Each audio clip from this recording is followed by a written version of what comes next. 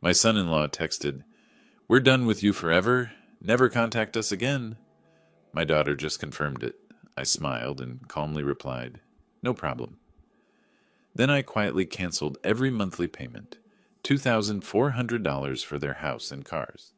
Weeks later, when the bank started calling and the bills piled up, they showed up at my door, begging me to turn it all back on. Before continuing, subscribe to the channel and write in the comments what time it is in your region right now. My name is Daniel Fisher. I'm 64 years old, retired financial consultant living in Scottsdale, Arizona. Spent 38 years helping people manage their money, plan for retirement, make smart investments. Never thought I'd need to use those skills against my own family. But here we are, 6 years. That's how long I've been bankrolling my daughter Rachel's life. Rachel and her husband Sean. My beautiful little girl who used to run to the door when I came home from work, squealing, "Daddy's home." Now she barely looks me in the eye. Sean Miller, my son-in-law, 37 years old, works as a mid-level manager at some tech company in Phoenix. When Rachel first brought him home 7 years ago, I thought he was decent enough. Ambitious, polite, had that firm handshake men of my generation appreciate. He called me sir for the first 6 months. That should have been my first warning sign. Nobody's that polite unless they want something. The change started slowly, like watching rust spread across chrome. You don't notice it happening until one day you realize the shine is gone. At first, Sean would thank me profusely when I helped with their down payment. "Mr. Fisher, I don't know how to thank you. We'll pay you back, I promise." $28,000 for their house on Canyon View Lane. Still waiting on that payback, by the way. Then came the car loans, both of them. Rachel's Honda Accord and Sean's Ford F-150. "Just until we get on our feet, Dad," Rachel said, squeezing my hand across the dinner table. Her eyes were so hopeful. How could I say no? Another $680 a month, automatic withdrawal from my account.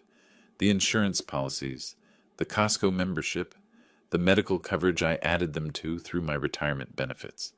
It all seemed like what a good father does. Take care of your kids, right? Even when they're adults.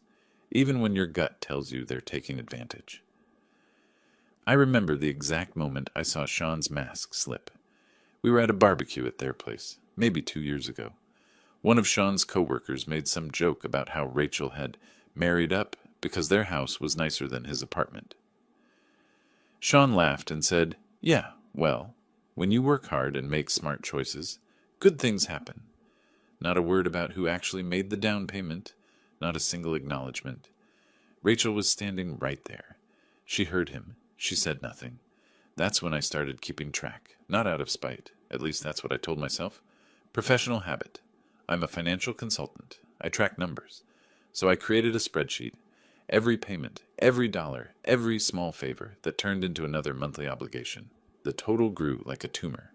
$1,450 for their mortgage, $680 for both car loans, $270 for insurance premiums, $2,400 every single month, withdrawn automatically from my retirement account.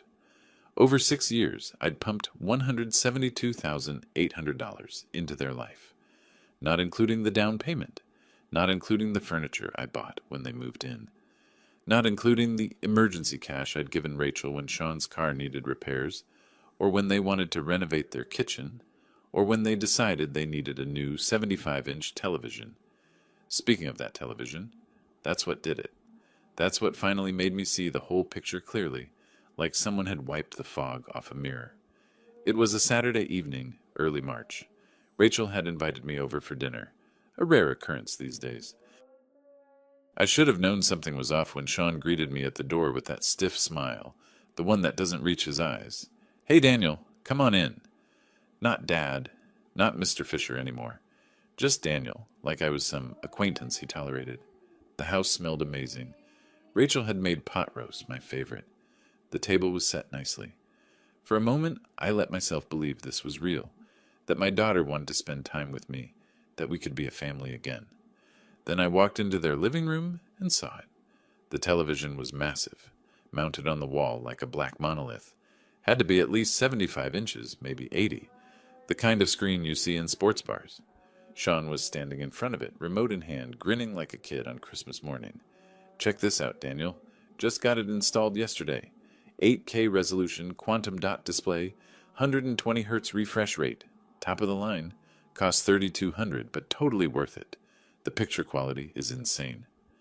Rachel was watching me from the kitchen doorway, wooden spoon in her hand. Something in her expression made my chest tight. Guilt? Embarrassment? Or was she just waiting to see if I'd ruin their dinner by saying something? I kept my voice casual. Friendly, even. Wow, that's quite an investment. Must have saved up for a while for something like that. Sean's grin faltered just a fraction. Well, you know, work bonus came through. Figured we deserved to treat ourselves. I nodded slowly, doing the math in my head. The same math I'd been doing for 6 years. That's great. Really great. Hey, random question. Did you guys ever get around to paying down those credit cards? Last time we talked, Rachel mentioned you had about $11,000 in high-interest debt. The temperature in the room dropped about 20 degrees. Rachel's face went pale. She opened her mouth, closed it, looked at Sean like a drowning person looks at a life preserver. Sean's jaw clenched. He set down the remote very carefully, very deliberately. When he turned to face me, that polite mask was completely gone.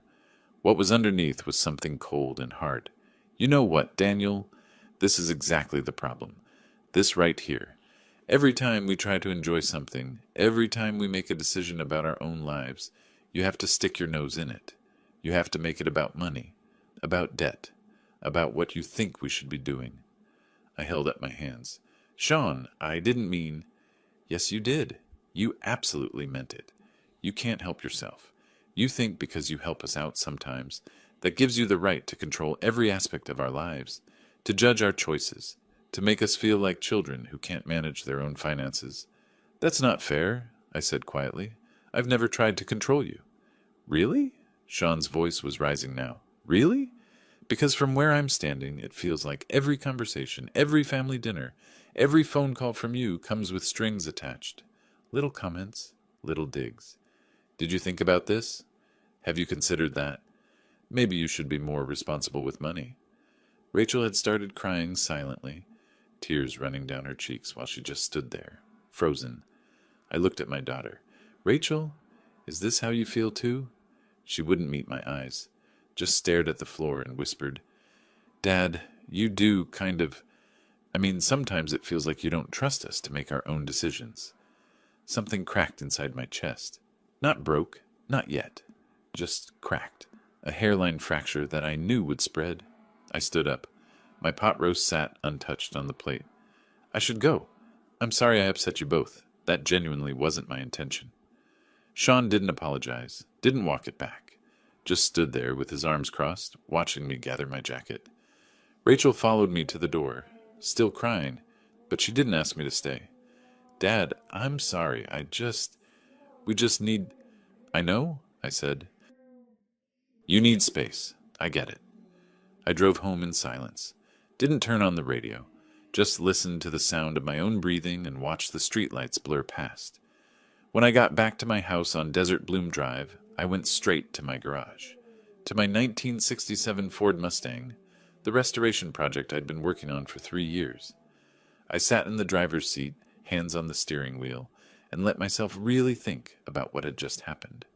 My phone buzzed, a text from Rachel. Dad, I'm sorry about tonight. Sean's really stressed about work. Let's talk soon, okay? I didn't respond. I just sat there in the growing darkness, surrounded by tools and car parts, and the smell of motor oil, and waited to see what would happen next. I didn't have to wait long. 2 days passed. 48 hours of silence from Rachel and Sean. I spent that time in my garage mostly, torque wrench in hand, rebuilding the Mustang's carburetor. There's something meditative about mechanical work. Every piece has a purpose. Every bolt has its place. Nothing is arbitrary. Unlike family relationships, apparently. My phone buzzed on the workbench. Tuesday afternoon, 3:47 p.m. I wiped my hands on a shop rag and picked it up. The message was from Sean. We're done with you forever.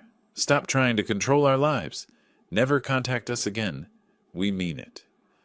I read it 3 times. stared at those capital letters like they were some foreign language I needed to decode. Then Rachel's message came through, softer but just as final. Dad, I think it's better this way. We need space to build our own life, without constant judgment. I hope you understand.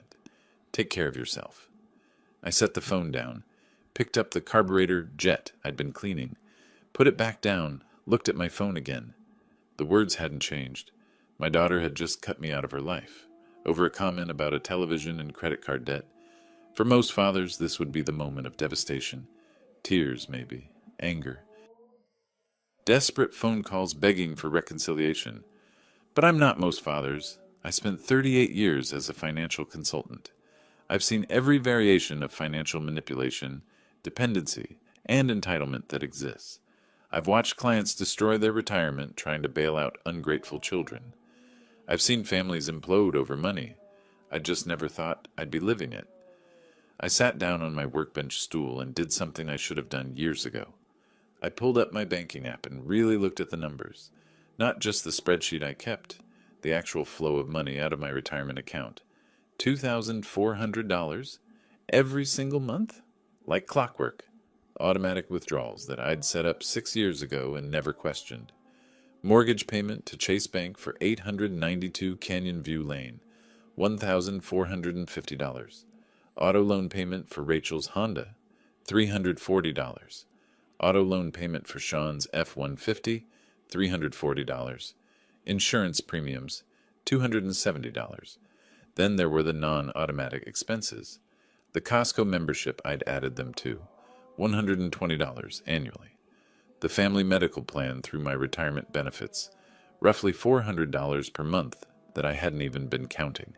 The random emergency transfers, $500 here, $800 there, $1,200 for the kitchen backsplash Rachel absolutely had to have. I pulled up my spreadsheet and started at adding. Really adding. Every email transfer, every check I'd written, every time Rachel called with a crisis and I'd opened my wallet. The number that appeared made me blink. $172,800 over 6 years, plus the $28,000 down payment I'd given them as a wedding gift. Rounded up to $200,000 even. $200,000 I'd invested in my daughter's life, her independence, her marriage to a man who just told me to never contact them again. I started laughing, couldn't help it. Not the bitter kind, more like the laugh you make when you finally understand the punchline of a joke that's been building for years. They wanted independence. They wanted to build their own life without my judgment and control. Perfect. I could give them that. My fingers hovered over my phone. Part of me, the father part, the part that still remembered 6-year-old Rachel with pigtails and scraped knees, wanted to call her, to apologize, to ask what I could do differently. But the other part of me, the part that had spent 4 decades watching people get manipulated and used, knew exactly what was happening here. Sean had convinced Rachel that my financial support came with invisible chains, that accepting help was the same as giving up autonomy, and rather than have an honest conversation about boundaries, they decided to blow up the whole relationship. Fine. I typed out my response to Sean's message. No problem. Good luck with everything. To Rachel I wrote, I understand. I wish you both the best. Then I opened my banking app. Chase Bank Mortgage, automatic payment canceled. Honda Financial Auto Loan, automatic payment canceled. Ford Credit Auto Loan, automatic payment canceled. State Farm Insurance, automatic payment canceled. Each cancellation took about 30 seconds. Click, click, confirm. Years of financial support, erased with a few taps on a screen. I sat back and looked at what I'd done. Felt nothing. No guilt, no satisfaction.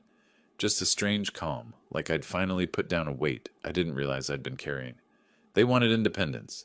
They were about to get a masterclass in it. I thought about calling my attorney, Gerald Torres, but decided against it. Not yet. This wasn't about legal maneuvering. This was simpler, much simpler.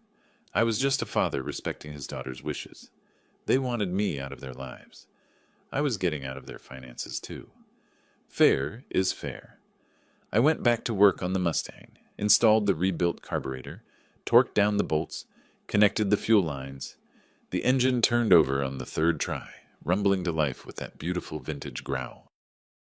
I let it run for a few minutes, listening to the steady rhythm, feeling the vibration through the concrete floor. My phone stayed silent. No frantic calls. No, wait, we didn't mean it that way. Nothing. Good. I pulled up my calendar. Today was March 18th. Their next mortgage payment was due April 1st. Car loans due the same day. Insurance renewal on April 5th. 2 weeks until they'd start noticing something was wrong.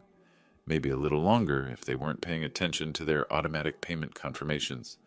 Sean was the type to assume everything was running smoothly until a problem literally hit him in the face.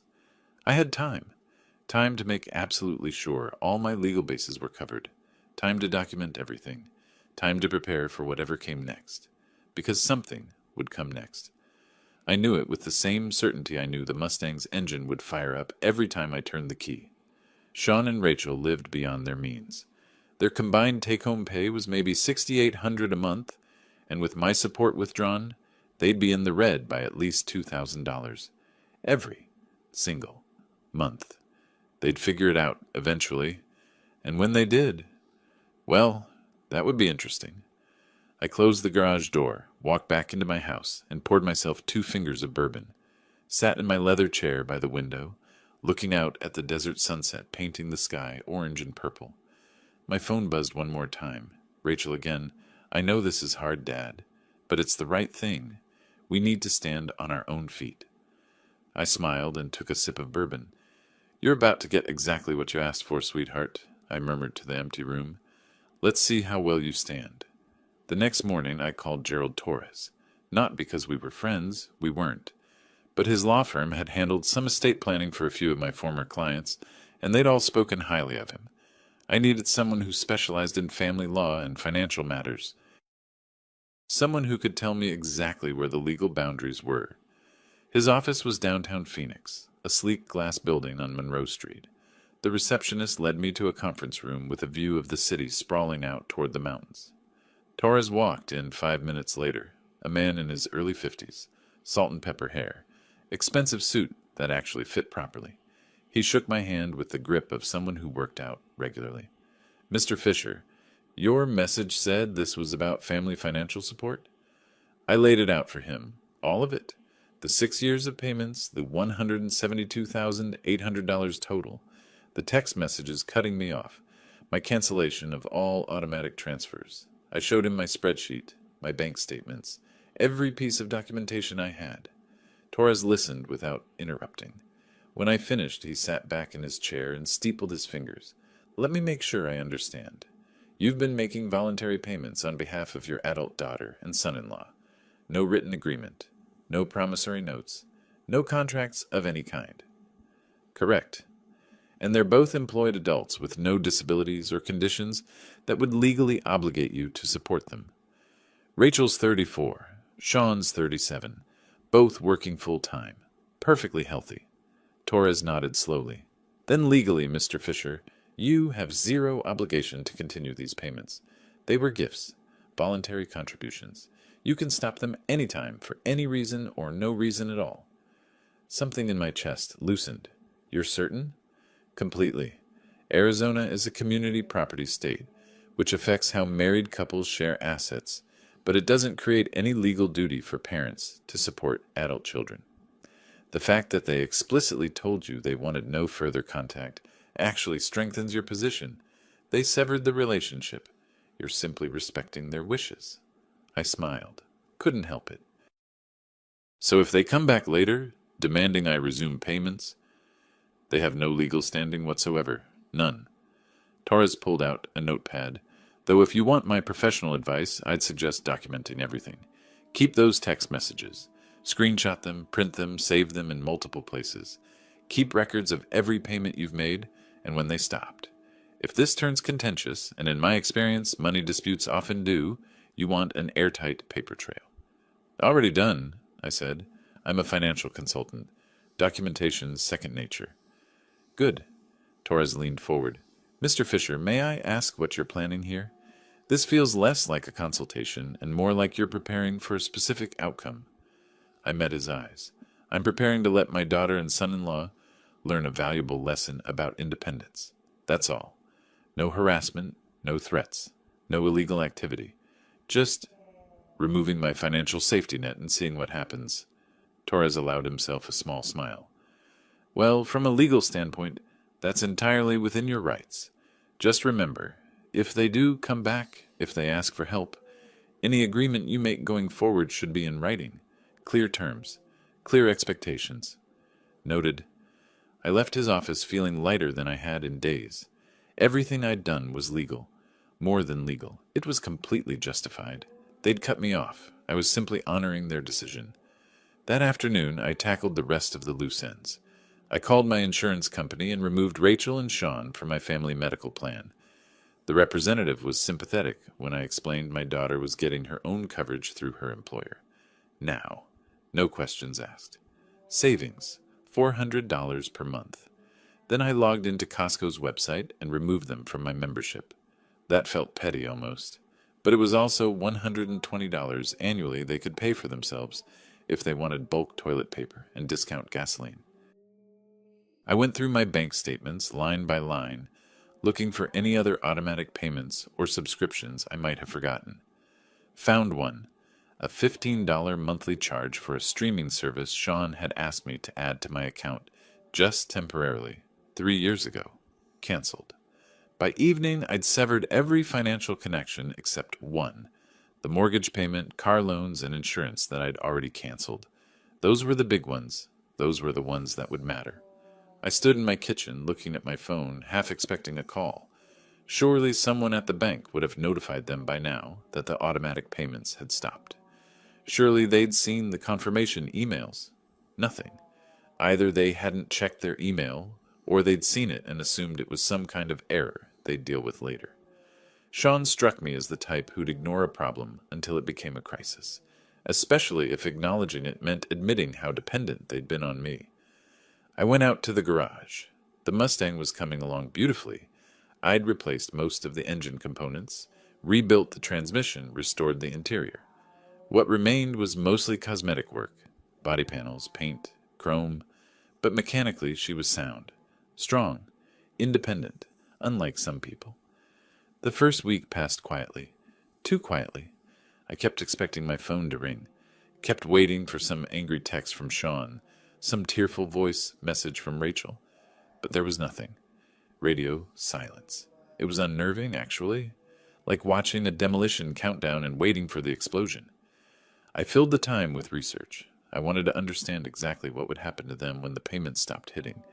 So I looked up foreclosure timelines in Arizona, researched auto repossession laws, read through credit reporting regulations. The picture that emerged was worse than I'd imagined, or better, depending on your perspective. First missed mortgage payment, a late fee of around $75, plus a phone call from the lender. No big deal. People miss payments occasionally. Second missed payment, more late fees, more serious phone calls, a formal notice of delinquency. Third missed payment. That's when things got real. The lender would file a notice of trustee's sale. In Arizona, foreclosure could happen fast, as little as 90 days from the first missed payment to auction. The car loans would be similar but faster. Miss 2 payments, and they'd start threatening repossession. Miss 3 and a tow truck would show up in the middle of the night. I did the math. Today was the 23rd. Their mortgage payment was due on the 1st of next month, which was 9 days away. If they had enough in their checking account to cover it manually, they might squeak by for 1 month, but that would drain their cash reserves, and then the next month would come, and the month after that. Eventually the math would catch up to them. It always did. I poured myself another bourbon and sat in my leather chair, watching the sun set over the desert. The sky was doing that thing it does in Arizona, turning shades of orange and pink and purple that looked too vivid to be real. My phone sat on the side table, silent. I picked it up and scrolled through old photos. Rachel as a baby. Rachel's first day of school. Rachel at her high school graduation, beaming at the camera with her whole life ahead of her. Rachel at her wedding 7 years ago. She'd looked so happy, so in love. I'd walked her down the aisle, put her hand in Sean's, welcomed him to our family. And now here I was, systematically dismantling the financial foundation I'd built for them. Was I doing the right thing? Or was I just a bitter old man punishing his daughter for choosing her husband over her father? I stared at that wedding photo for a long time. Then I remembered Sean's face at that barbecue. The way he'd taken credit for their success without acknowledging my contribution.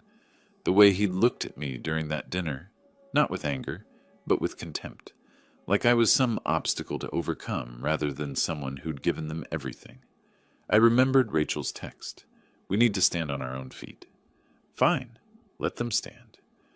I deleted the photo album from my favorites and set down my phone. Tomorrow, I'd go back to the garage, back to my Mustang, back to building something that would last. The mortgage payment came due on the 1st. I knew because I'd marked it on my calendar in red ink, circled it, like marking the date of an approaching storm. I spent that morning working on the Mustang's body panels, sanding down rust spots, filling in dents, methodical work that kept my hands busy and my mind focused. But every hour or so, I'd check my phone. Still nothing. Either they'd scraped together enough cash to make the payment manually, or they were about to discover a very unpleasant surprise. 3 days later, I got my answer. I was having coffee at a diner near my house, one of those old-school places with vinyl booths and waitresses who call everyone hone, when I saw her. Rachel. She was at the grocery store across the parking lot, pushing a cart toward her Honda. Even from a distance, I could see the tension in her shoulders, the way she moved with jerky, stressed motions. I watched her load groceries into her trunk. Generic brands, I noticed. Store-brand cereal, no-name pasta, the kind of shopping you do when you're counting every dollar. She didn't see me, just got in her car and drove away, and I sat there with my cooling coffee thinking about what I'd just witnessed. Rachel had never been a bargain shopper. She was a Whole Foods girl. Organic everything, premium brands. The fact that she was at a budget grocery store buying generic products told me everything I needed to know. They were feeling the squeeze. The thought should have made me feel something. Guilt, maybe.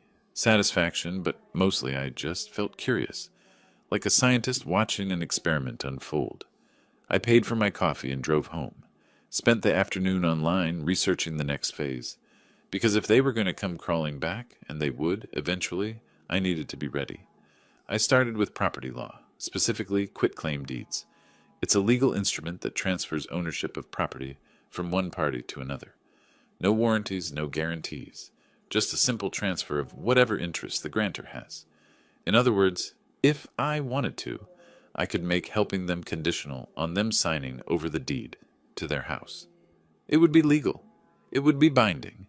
And it would teach them a lesson they'd never forget about the real cost of independence. But I wasn't there yet. That was thinking too far ahead. I called another lawyer, not Torres this time, but a real estate attorney named Morrison, whose name I'd found online. Made an appointment for the following week to discuss options. Just exploring possibilities. Just being prepared. The weekend came and went. Still no contact from Rachel or Sean. I drove past their house on Sunday afternoon. Told myself I was just taking a different route to the hardware store.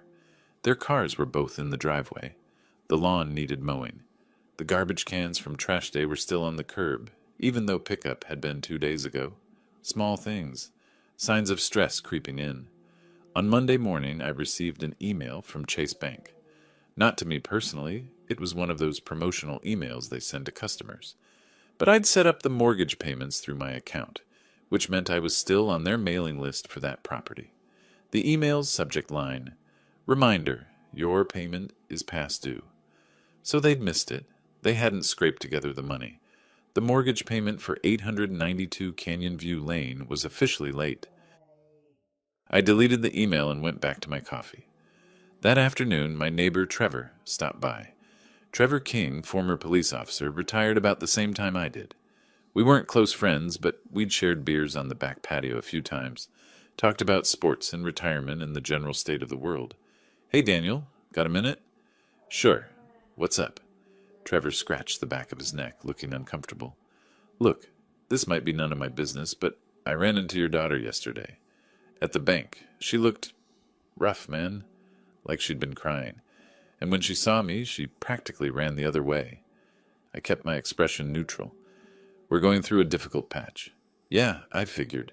She mentioned something to the teller about missed payments. I wasn't trying to eavesdrop, but it was a small branch, and Trevor trailed off. You doing okay? I'm fine, Trevor. Thanks for asking. He studied me for a moment, cop instincts still sharp, even in retirement.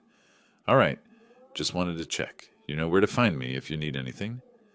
After he left, I stood in my driveway for a long time, thinking.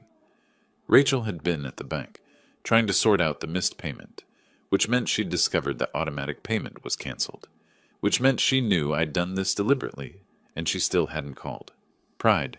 That's what it was. She and Sean had burned the bridge, told me never to contact them, and now they couldn't bring themselves to admit they needed my help. They were probably scrambling, trying to figure out how to make up the difference without asking the father they'd cut off. Good. Let them scramble. I went back inside and made dinner. Grilled chicken, roasted vegetables, a glass of red wine. Ate it slowly, savoring each bite. My phone sat on the table, screen dark. That night, I pulled out a legal pad and started making notes. Not a plan exactly, more like a framework, a set of principles for when they inevitably came back. First, any help I provided would be documented. Contracts, clear terms, no more handshake agreements or verbal promises. Second, there would be consequences for their behavior. Not punitive, I'm not vindictive, but educational. They needed to understand that actions have results. Third, the power dynamic would shift. I was done being the desperate father begging for scraps of attention. If they wanted my help, they'd ask for it properly, with humility, with honesty. I looked at my notes and felt something shift inside me. For 6 years I'd been reactive, responding to their requests, opening my wallet whenever they called, playing the role of the generous but slightly pathetic father who couldn't say no. That version of me was gone. The man who remained was someone different, someone who understood that love doesn't mean being a doormat, that helping someone sometimes means letting them fall. I folded up the legal pad and put it in my desk drawer next to the folder containing all my financial documentation. Everything organized, everything ready. They'd broken the relationship. They'd demanded independence. And when they came back, because they would come back, I'd give them a choice. Learn the lesson and rebuild on honest terms, or face the consequences alone. Either way, I'd be fine. The Mustang didn't need them. My retirement didn't need them. My life didn't need them. But they needed me. They just didn't know how much yet. I smiled at that thought, poured another glass of wine, and waited for the inevitable to unfold. Another month crawled by. May turned into June, and Arizona heat settled over Scottsdale like a blanket. I kept working on the Mustang. The bodywork was nearly complete. I'd stripped the old paint, fixed every dent, welded patches where rust had eaten through the quarter panels. Now she was in primer, waiting for the final paint job. I'd chosen the color weeks ago. Guardsman blue, same as the original 1967 model. Classic, honest. Unlike certain people in my life. My phone rang one afternoon while I was wet sanding the hood. Unknown number. I almost didn't answer, but something made me pick up. Mr. Fisher? This is Linda Wright from Chase Bank. I'm calling about the property at 892 Canyon View Lane. I set down my sanding block. Yes? Our records show you as the primary contact for automatic payments on this mortgage. Those payments stopped approximately 2 months ago. The account is now 3 payments in arrears, totaling $8,750, plus late fees and penalties. We've attempted to contact the homeowners multiple times, but I'm not the homeowner, I said calmly. That would be Rachel Miller and Sean Miller. They're my daughter and son-in-law. I was helping them with payments as a gift, but that arrangement has ended. A pause. I could hear typing. I see. The thing is, Mr. Fisher, the automatic payment was set up through your account, so you're still listed as... I canceled those payments. If Rachel and Sean want to continue paying their mortgage, they'll need to set up their own payment method. I'm no longer involved. More typing. Then carefully. Mr. Fisher, I should inform you that we've filed a notice of trustee's sale. The property is scheduled for foreclosure auction on July 15th, unless the full arrears amount is paid. If you have any influence with the homeowners, I don't. Good luck with your collection efforts. I hung up and looked at my phone. July 15th. That was 5 weeks away. The clock was ticking louder now. That evening, my phone buzzed. A text from Rachel. Dad, please, I need to talk to you. It's important. I stared at the message for a full minute, then typed back, I respect your decision about independence. Good luck. Immediately, 3 dots appeared. She was typing. The dots disappeared. Appeared again. Disappeared. Finally, Dad, I know you're angry, but we're in real trouble. The bank is threatening to take our house. We can't afford the payments without... We didn't realize... I watched the screen, waited. Please call me, please. I turned off my phone and went to the garage. Spent the next 2 hours applying primer to the Mustang's doors. Smooth, even coats. Taking my time, getting it perfect. The next day I drove past their house again. This time I saw something different. One of their cars was gone. The Honda. Rachel's car. In the driveway sat only Sean's F-150, and even that looked different somehow. Dirty. Neglected. I didn't stop, just noted the detail and kept driving. Trevor caught me the following weekend while I was mowing my lawn. Hey, Daniel, you hear about your daughter's car? I shut off the mower. No. What about it? Got repossessed. Thursday night. Tow truck came around 11 p.m. Whole neighborhood heard the commotion. Sean came running out in his pajamas, yelling at the driver. Rachel was crying on the porch. Trevor's face was troubled. Man, I know you two are having issues, but that's rough. They made their choices, I said. I'm respecting those choices. Trevor looked at me for a long moment. Sure, just if you need to talk, you know where I am. After he left, I stood in my driveway, garden hose in hand, watering the desert plants that didn't really need watering. 1 car down, the financial vice was tightening. I went inside and pulled out my legal pad, added a new note to my framework. Quitclaim deed, non-negotiable. House ownership transfers to me. They can live as tenants. It was harsh. I knew it was harsh. But they demanded independence, and independence meant consequences. My phone buzzed again that night, Sean this time. Daniel, we need to talk, man to man. This has gone too far. I almost laughed. Man to man. Now he wanted to have a conversation, after telling me we were done forever. I typed back, you told me never to contact you. I'm honoring that request. His response came fast. That was a mistake. I was angry. We both were. But we can work this out. We just need some help getting caught up on payments. Temporary help. Temporary. Always temporary with Sean. I wish you both the best, I replied, but I'm not in a position to help. That was a lie, of course. I had plenty of money. My retirement was solid. My investments were sound. My pension covered all my expenses with room to spare. I absolutely could help them. I just wasn't going to. Not yet. Not until they learned what they needed to learn. Sean's next message was longer. Fine. Be that way. But you should know. Rachel cries every night. She barely eats. She thinks this is all her fault. Your own daughter is falling apart, and you don't even care. What kind of father does that? I read that message 3 times. Each time I felt a different emotion. Guilt. Anger. Then something colder. Clearer. I typed carefully. What kind of daughter tells her father she's done with him forever? What kind of son-in-law sends a message in all caps saying never to contact them again? You both made this choice. I'm giving you exactly what you asked for. A life independent of me. Congratulations. I blocked Sean's number. Then after a moment's hesitation, I blocked Rachel's too. They needed to understand that words have consequences. That you can't burn bridges and then expect to walk back across them whenever it's convenient. The house was very quiet after that. 3 weeks later, on a Wednesday afternoon, I was in the garage finishing the Mustang's final paint coat when I heard a car pull up outside. Not in my driveway, on the street. Engine running, voices. I walked to the garage door and looked out. A tow truck was parked in front of my house, and behind it, being loaded onto the flatbed with mechanical efficiency, was Sean's F-150. Sean himself was standing on the sidewalk in his work clothes, wrinkled khakis and a button-down shirt that looked like he'd slept in it. His face was red, veins standing out on his neck as he shouted at the tow truck driver, "You can't do this! I have rights! I'm only 2 payments behind." The driver, a thick-shouldered man in coveralls, didn't even look at him, Just work the hydraulics, tilting the flatbed, securing the truck with practiced ease. 3 payments, the driver said calmly, and we sent 4 notices. You're lucky we didn't come sooner. I need that truck for work. How am I supposed to get to work? Not my problem, buddy. Take it up with Ford Credit. I watched Sean's face cycle through emotions, rage, desperation, and finally something that looked like defeat.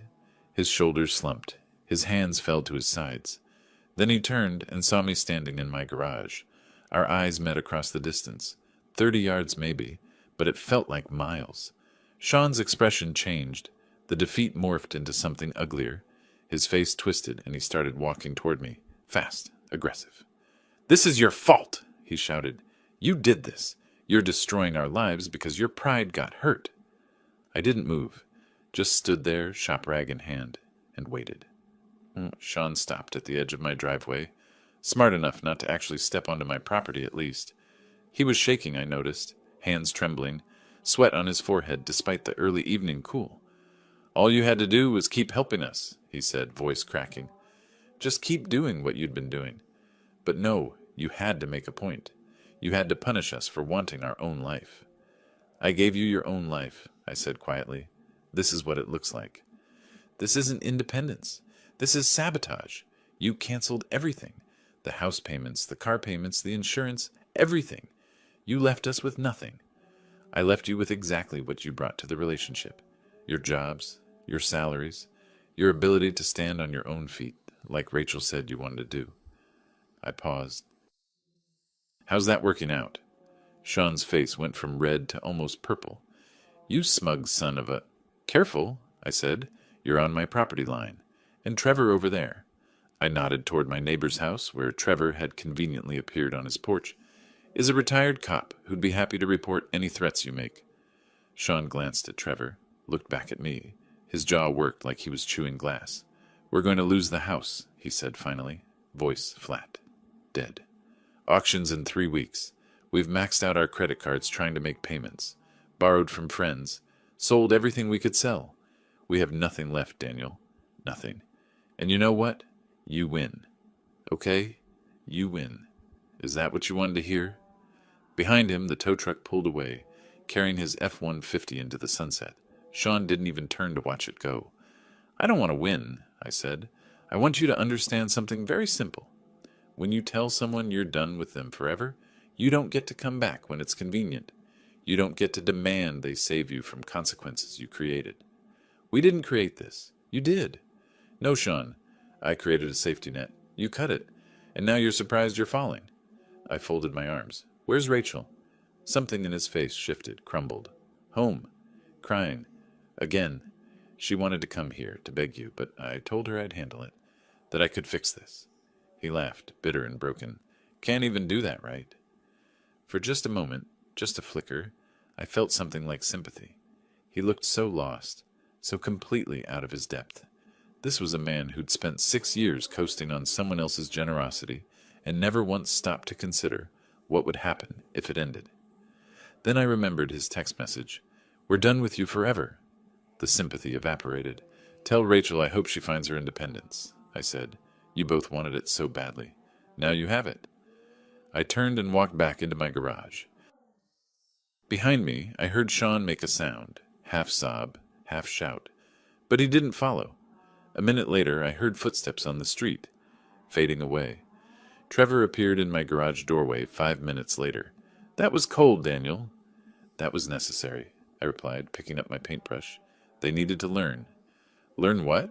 How to be homeless?" I looked at him. "Learn that actions have consequences. Learn that independence means more than just not having someone ask questions about your spending. Learn that you can't treat people like ATMs and then act surprised when they close the account." Trevor shook his head. "Your daughter's suffering because of this." "My daughter made a choice. She chose her husband's pride over her father's support. I'm respecting that choice." I dipped the brush in Guardsman blue paint. "She knows where I live, Trevor. If she wants help, she knows how to ask for it. What if she's too proud to ask? Then she's more like me than I thought." I applied paint to the Mustang's quarter panel, smooth, even strokes, and eventually pride won't be enough to keep the lights on. Trevor left, shaking his head. I finished painting until the light faded, then cleaned my brushes and closed the garage door. Inside my house, I poured bourbon and sat in my leather chair, pulled out my phone and unblocked Rachel's number, just in case. The phone stayed silent for 2 hours. Then at 9:47 p.m. it rang. Rachel's name appeared on the screen. I let it ring twice, 3 times. On the 4th ring, I answered. "Hi, Rachel." Silence, then crying. Soft, broken sobs that made something in my chest hurt despite everything. "Dad," she whispered finally. "Please, we need help. I'm so sorry. We were so stupid. Please." I closed my eyes. "Are you ready to listen to my terms?" "Yes. Anything. Just please don't let us lose our house." "I'll think about it," I said. "I'll call you tomorrow."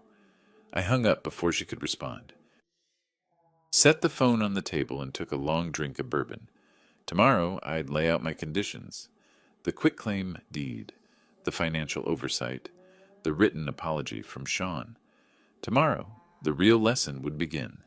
Tonight, I'd let them think about how close they were to losing everything.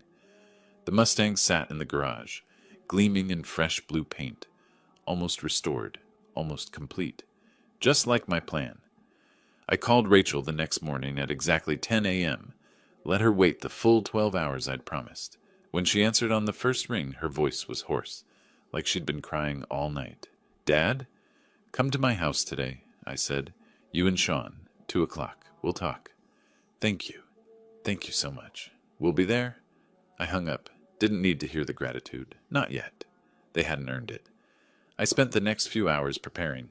Not physically. The house was clean. The coffee was made.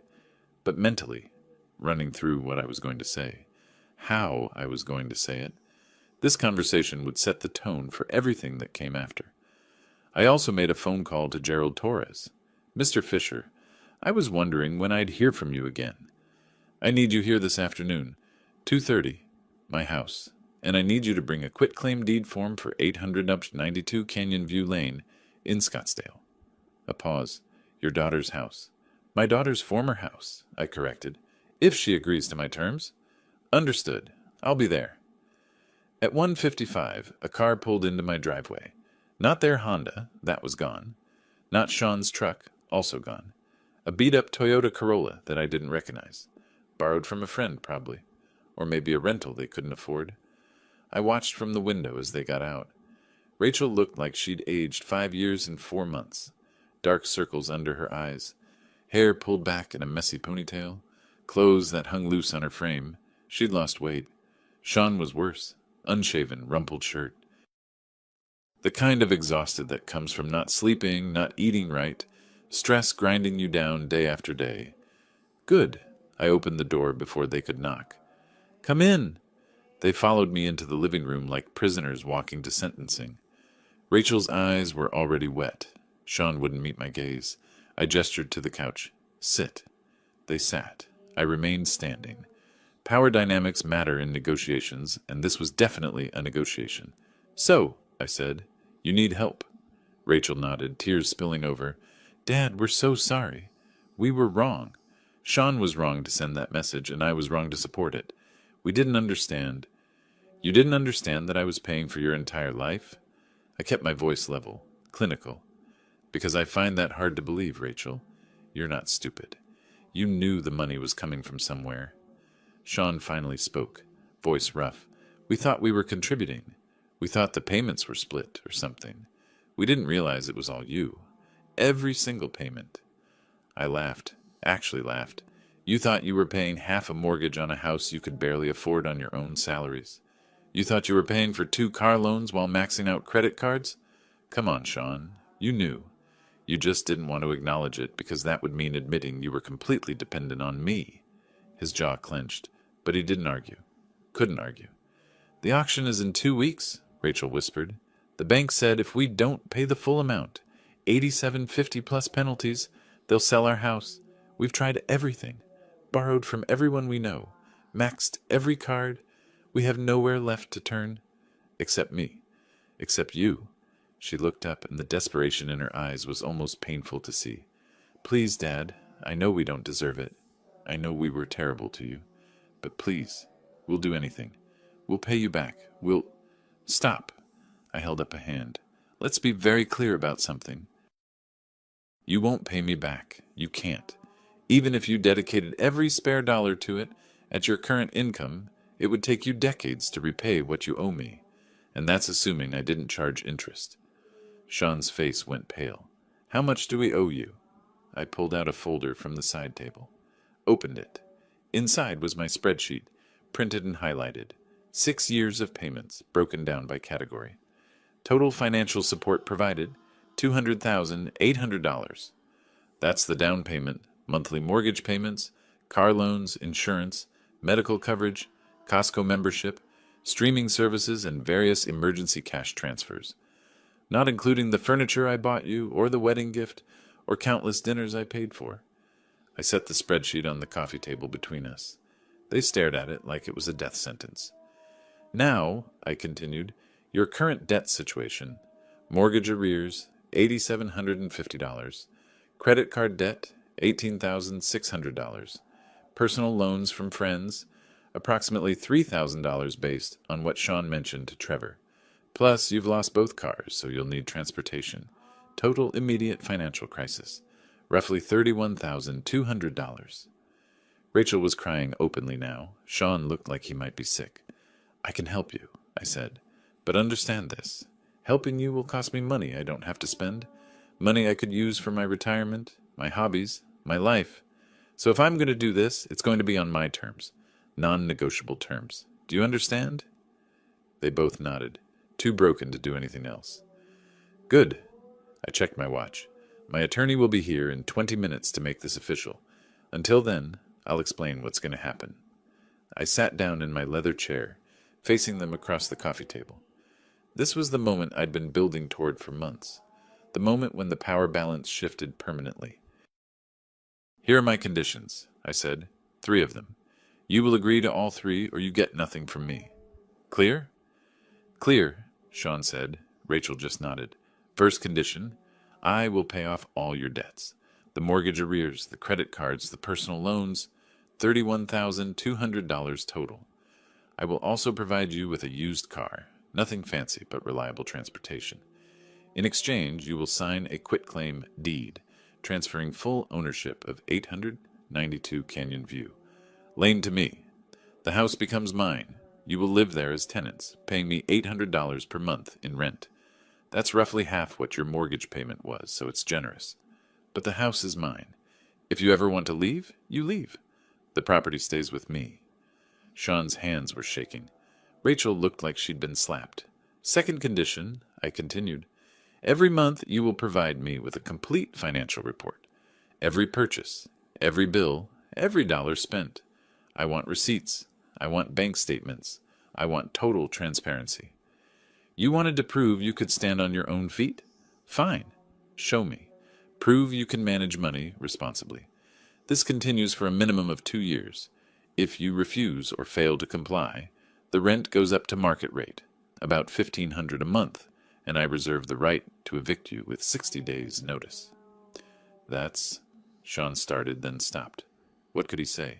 That it was invasive? Controlling? Yeah, that was exactly the point. Third condition. I looked directly at Sean. You will write a formal letter of acknowledgement and apology. In this letter, you will detail every payment I made on your behalf over the past 6 years. You will acknowledge that without my financial support, you would not have been able to afford your house, your cars, or your lifestyle. You will apologize for the disrespect you showed me, specifically referencing the text message where you told me we were done forever. This letter will be witnessed and signed in the presence of my attorney, Gerald Torres, and my neighbor, Trevor King. I will keep this document. It's insurance against future misunderstandings. The room was absolutely silent. Sean's face had gone from pale to red. His fists were clenched. I could see him struggling, pride warring with desperation. He wanted to tell me to go to hell, wanted to walk out. But he couldn't, because without me, they'd be homeless in 2 weeks. Those are my terms, I said. Take them or leave them. Rachel grabbed Sean's arm. We'll take them, she said quickly. Right, Sean, we'll take them. Sean looked at her, looked at me, and something in him broke. His shoulders slumped. His head dropped. "Yeah," he said, voice barely audible. "We'll take them." I smiled, not warmly, but with satisfaction. Smart choice.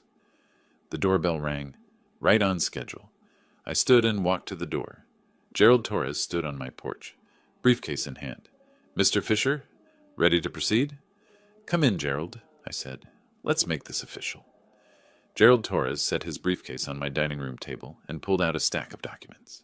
He was all business, but I caught the slight raise of his eyebrow when he saw Rachel and Sean huddled on my couch like defendants awaiting verdict. "Mr. Miller, Mrs. Miller," he said formally. "I'm Gerald Torres, Mr. Fisher's attorney. I understand you're here to negotiate terms of financial assistance." Sean just nodded. Rachel said, "Yes, sir." Torres pulled out the quitclaim deed first, the most important document, the one that would transfer legal ownership of their house to me. "This is a quitclaim deed for the property at 892 Canyon View Lane, Scottsdale, Arizona, currently in the names of Rachel Miller and Sean Miller. By signing this document, you transfer all ownership interest to Daniel Fisher. Do you understand what this means?" "We understand," Rachel whispered. "You understand that you will no longer own this property? That Mr. Fisher will be the legal owner and you will be tenants?" "Yes." Torres looked at Sean. "Mr. Miller, I need verbal confirmation from both of you." Sean's jaw worked. I could see the war happening behind his eyes. This was the moment, the point of no return.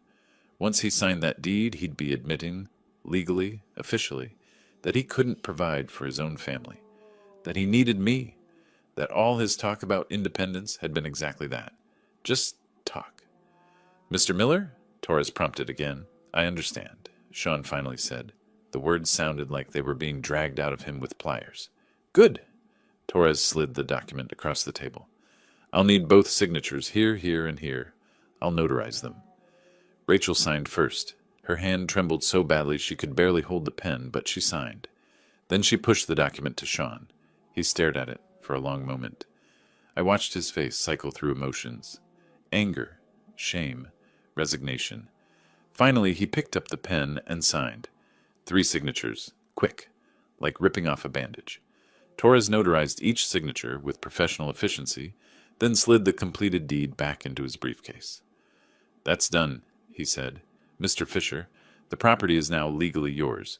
I'll file this with the county recorder's office on Monday." I felt a surge of something I hadn't expected. Not triumph, exactly. More like closure. The house they'd been so proud of, the house I'd paid for, was now officially mine. They'd tried to cut me out of their lives, and in doing so, they'd lost the thing they valued most. The irony wasn't lost on me. "Next item," Torres said, pulling out another document. "Rental agreement, standard terms. $800 monthly rent, due on the 1st of each month. 60-day notice required for termination by either party. Mr. and Mrs. Miller, you'll both need to sign as tenants." They signed that too. Faster this time. They knew resistance was pointless. Then Torres produced a blank piece of paper and a pen, setting them in front of Sean. "And now, Mr. Miller, I understand you need to write a letter of acknowledgement and apology. Mr. Fisher has outlined the requirements. You can write it here, in front of witnesses." Sean looked at the blank page like it was a snake. "Right now?" "Yes," I said. "Right now. Torres is here. Trevor will be here in," I checked my watch, "5 minutes. You write the letter, they witness it, and we're done." "What exactly do you want me to say?" His voice was tight, controlled, barely holding back rage. I pulled out my phone and read from my notes. "I want you to acknowledge every major payment I made. The down payment, the monthly mortgage payments, the car loans, the insurance. I want you to acknowledge that without my support, you couldn't have afforded your lifestyle. And I want you to apologize specifically for telling me we were done forever and never to contact you again. Include the date you sent that message. You want me to humiliate myself. I want you to tell the truth." I met his eyes. Is it humiliating? Maybe. But it's also accurate, every word of it. Sean grabbed the pen. For a second I thought he might throw it at me. Instead, he pulled the paper closer and started writing. Fast, angry strokes. The pen pressed so hard it nearly tore the paper. Rachel watched him, tears still streaming down her face. She reached over and touched his arm, but he shook her off. Too angry? Too broken? The doorbell rang again. I answered it to find Trevor standing there, looking confused. "Daniel, you said you needed me." "Come in, Trevor. I need you to witness something."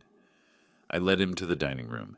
He took in the scene, Torres with his briefcase, Rachel crying, Sean writing furiously, and his expression shifted from confusion to understanding. "What's going on here?" "Justice," I said simply. "Sean's writing a letter acknowledging the financial support I provided it over the years. I need you and Gerald to witness his signature." Trevor looked uncomfortable. "Daniel, I'm not sure I should be involved in—" "Please, Trevor, as a favor. You're a neutral party. You saw what happened with the cars. You know what's been going on. I just need you to witness that Sean wrote this of his own free will and that I didn't coerce him." Trevor sighed.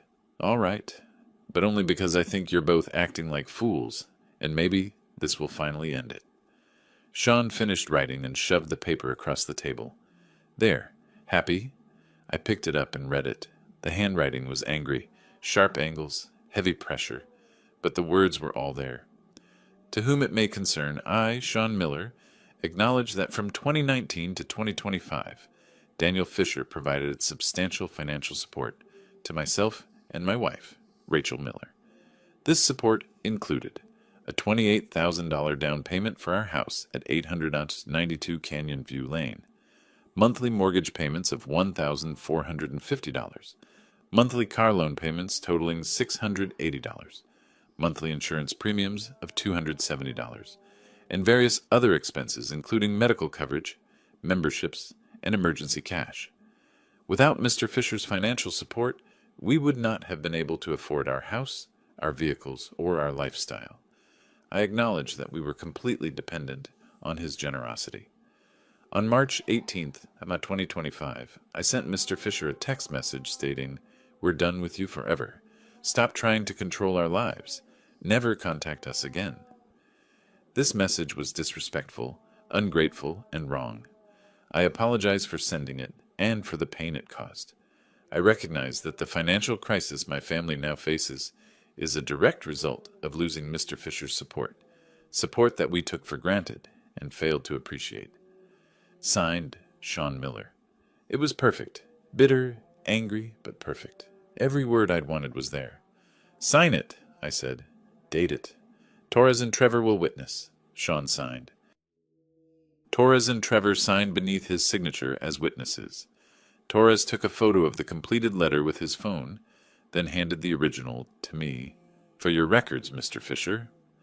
I folded the letter carefully and slid it into my folder, right next to my spreadsheet, right next to all the bank statements and payment records, complete documentation of their dependence, their ingratitude, their fall, and their submission. "We're done here," I said. "Gerald, thank you. Trevor, I appreciate you coming. Sean, Rachel, I'll transfer the money to pay off your debts by Monday. The bank will have the foreclosure stopped. You can pick up your rental car on Tuesday. I'll text you the address of the dealership. Keys will be waiting." Rachel stood up suddenly. "Dad, thank you. Thank you so much.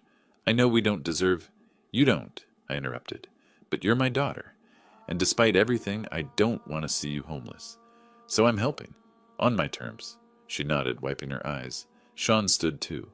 He looked at me with an expression I couldn't quite read. Hatred? Respect? Maybe both. "I won't forget this," he said quietly. "I'm counting on it," I replied. They left. Torres and Trevor followed shortly after, and I stood alone in my living room, holding the folder that contained their signed surrender.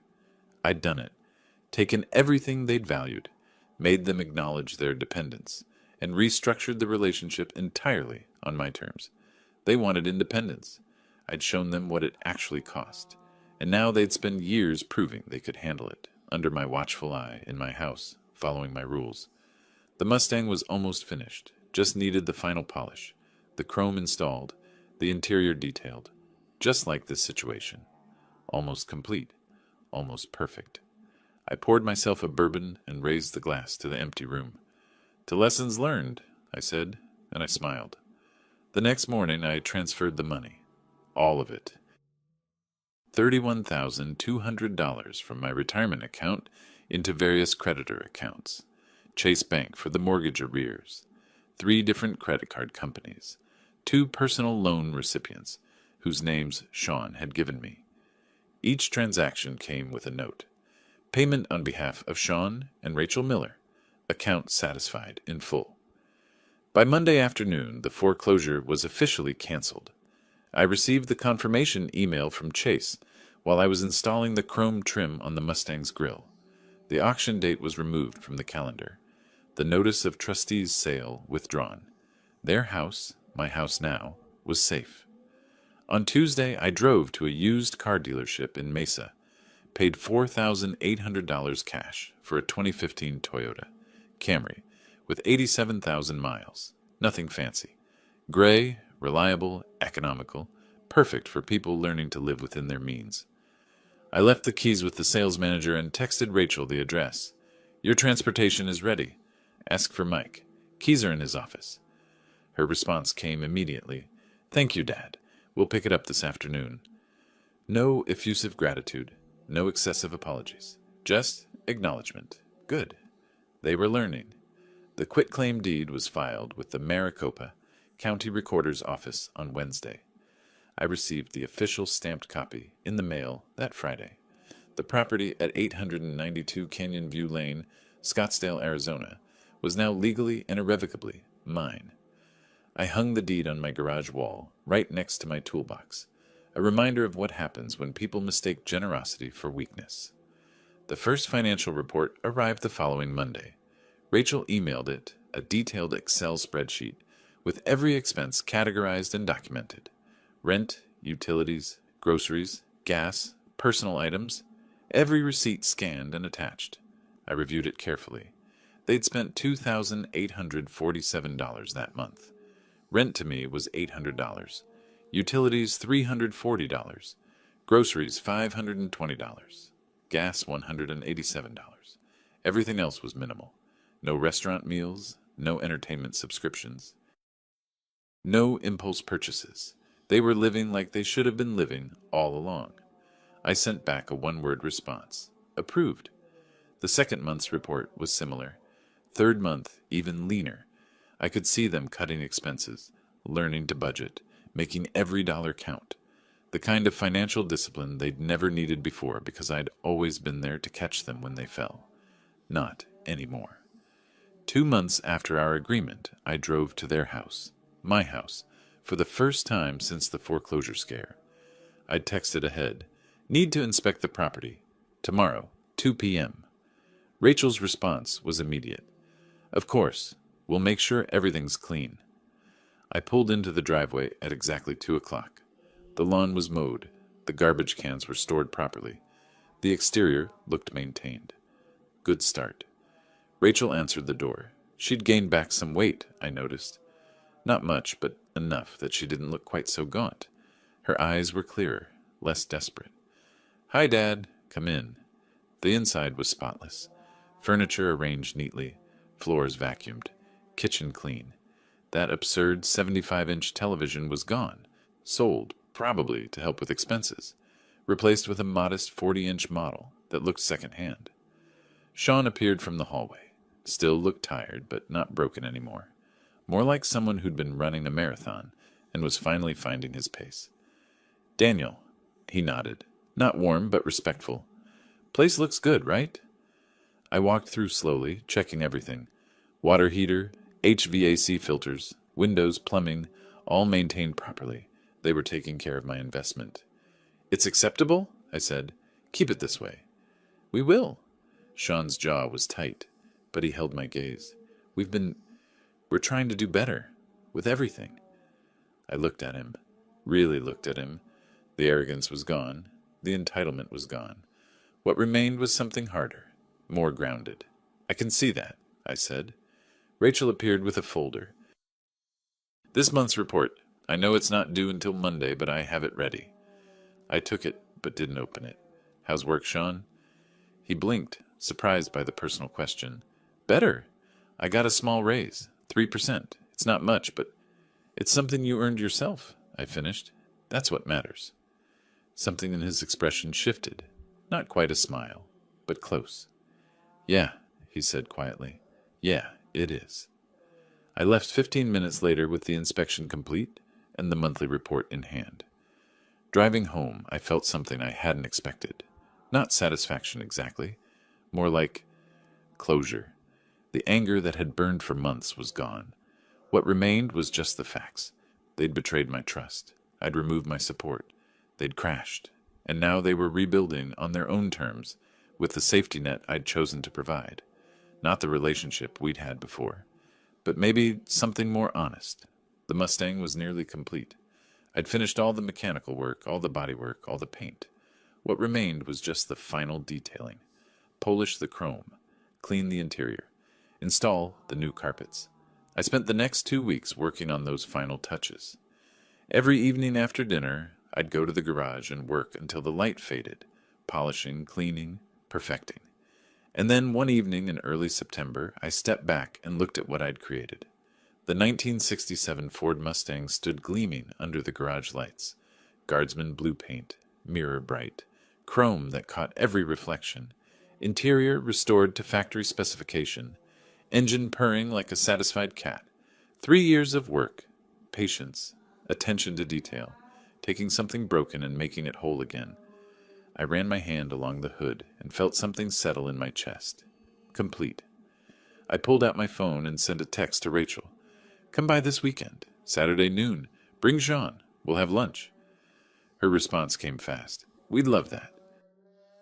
Thank you, Dad. Saturday arrived clear and hot. Typical Arizona summer. I set up my patio table with hamburgers ready for the grill, potato salad in the fridge, cold drinks in the cooler. Nothing fancy, just family. They arrived at exactly noon in the gray Camry, both dressed casually but neat. Rachel had brought a homemade dessert, apple pie. Sean carried a 6-pack of beer, though he set it down carefully when he saw my expression. Just thought, if you wanted, he trailed off. We're good, I said, gesturing to the cooler. I've got drinks covered. We didn't talk about the house, didn't talk about the money, didn't talk about the past 4 months of financial reports and rent payments and lessons learned. Instead, we talked about small things. Rachel's job, Sean's raise, the Camry's gas mileage, the weather, normal things, family things. After lunch, Sean asked the question I'd been waiting for. So, the Mustang. I saw it in the garage. Is it finished? I stood up. Come see. I led them to the garage and hit the button to raise the door. Sunlight flooded in, catching the Guardsman blue paint and making it glow like liquid sapphire. Rachel gasped. Actually gasped. Dad, it's beautiful! Sean walked around it slowly, taking in every detail. The chrome bumpers, the restored interior, the engine visible through the open hood. Daniel, this is incredible. How long did this take you? 3 years. I opened the driver's door, bought it as a rust bucket, rebuilt it piece by piece. Engine, transmission, suspension, body, interior, everything. Can I... Sean gestured hesitantly at the engine. I nodded. He leaned in, examining the carburetor, the air filter, the valve covers. I watched his face change as he recognized the quality of the work. You did all this yourself? Every bolt, every weld, every coat of paint. I ran my hand along the fender, took patience, took discipline, took refusing to cut corners even when it would have been easier. The parallel wasn't subtle. Sean caught it immediately. His expression shifted. Understanding, maybe a little shame, but also something like respect. It's perfect, he said quietly.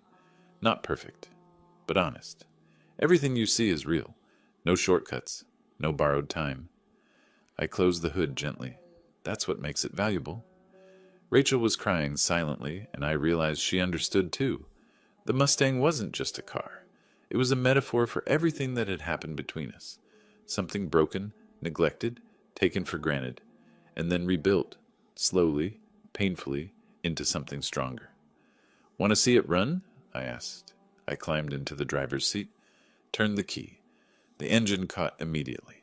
That beautiful rumble of a V8 that's been properly maintained and lovingly restored.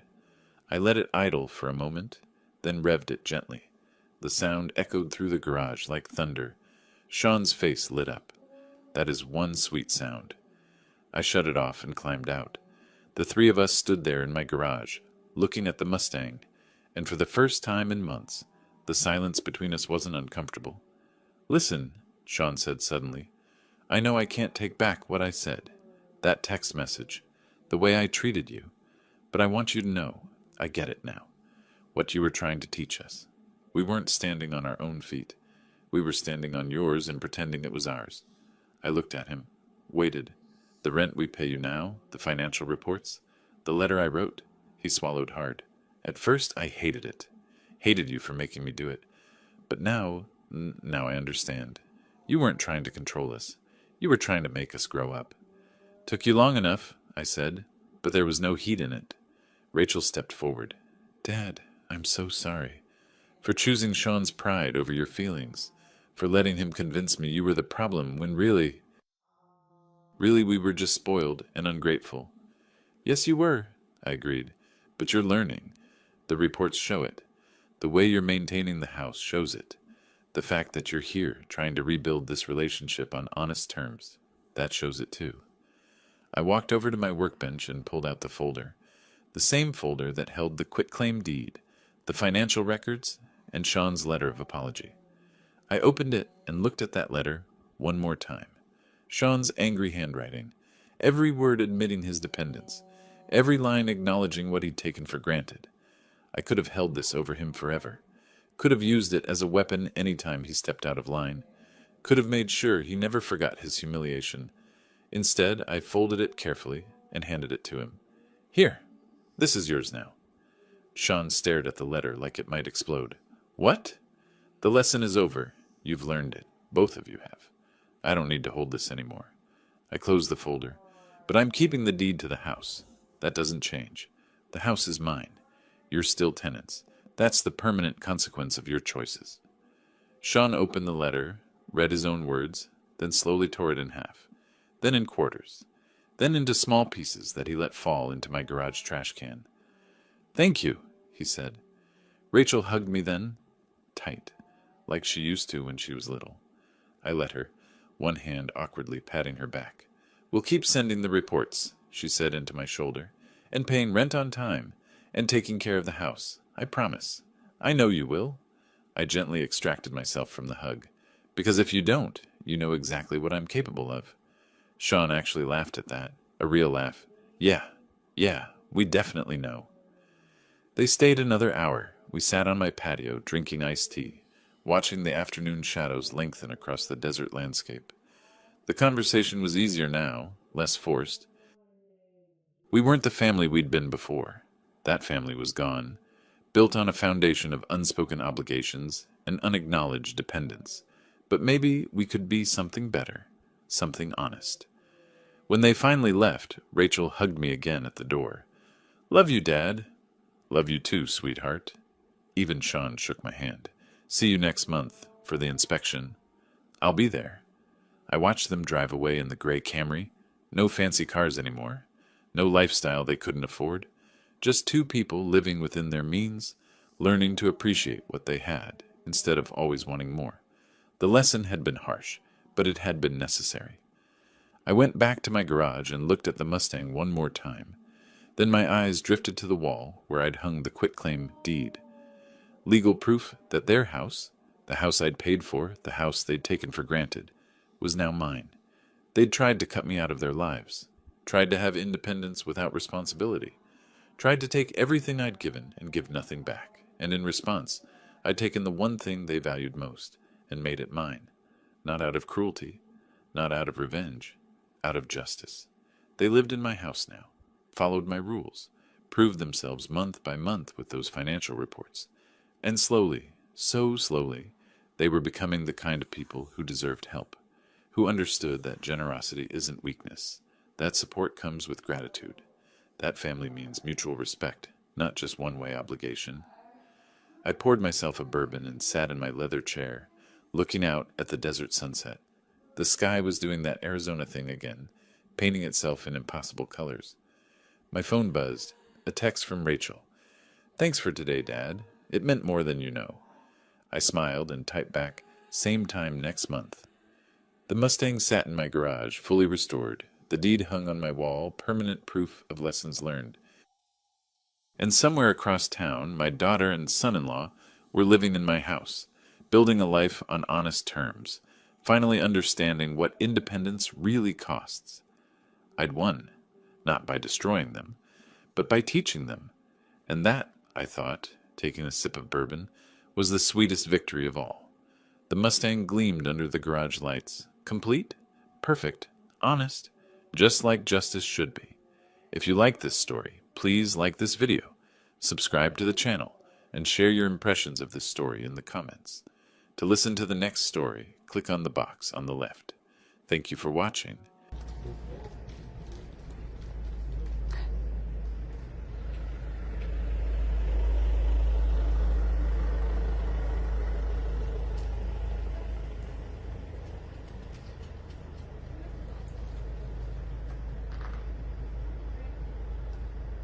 왜 근데 다 방송 안 켜고 세윤 오빠만 켜져 있어? 아, 나 자려고 했는데 잠이 안 오는 거야. 딱 이렇게 다 대충 씻고 누워가지고 이제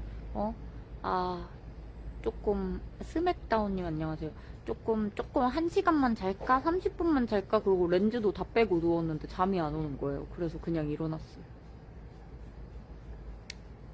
이거 짱이야. 이거 입고 나오면 춥지도 않아.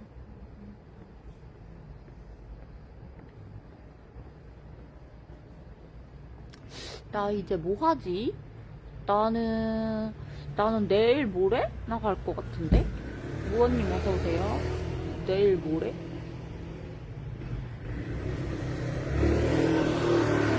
아, 그리고 엄마가 안 돼. 나 엄마가 아까 전화 왔는데 내가 몇 시까지 올 거니? 3시 그랬더니 뭐라고 하는 거야. 그래가지고 엄마 왜 화를 내? 하면서 진짜 갑자기 빡쳤잖아. 아니, 그러면은 엄마가 원하는 시간에 오라고 하면 되잖아. 스트레이스.